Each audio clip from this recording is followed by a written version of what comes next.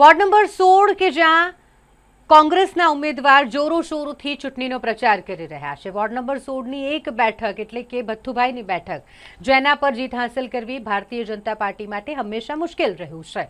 તેવામાં આ વખતે ફરી ભથ્થુભાઈ જીત હાંસલ કરશે કે પછી ભારતીય જનતા પાર્ટીની જીત થશે, તે એક મોટો સવાલ છે। પરંતુ તેની વચ્ચે વોર્ડ નંબર 16માં હાલ જોરોશોરોથી ચૂંટણી પ્રચાર ચાલી રહ્યો છે, જેમાં કોંગ્રેસના ઉમેદવાર લોકોને મળી રહ્યા છે, ઘરે ઘરે ડોર ટુ ડોર પ્રચાર કરી રહ્યા છે, જનસંપર્કનું પણ આયોજન થતું હોય છે।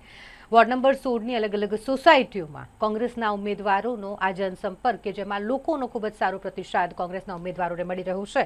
ચંદ્રકાંત શ્રીવાસ્તવની સાથે અલકાબેન પટેલ, ગોપાલભાઈ રબારી અને ચાંદની સોનવણે કે જે વોર્ડ નંબર 16માંથી કોંગ્રેસના ઉમેદવાર તરીકે આ ચૂંટણીના જંગમાં ચૂંટણી લડવા માટે તૈયાર છે, જે હાલ લોકો વચ્ચે જઈ જનસંપર્ક કરી રહ્યા છે, લોકોને મતદાન કરવા અપીલ કરી રહ્યા છે।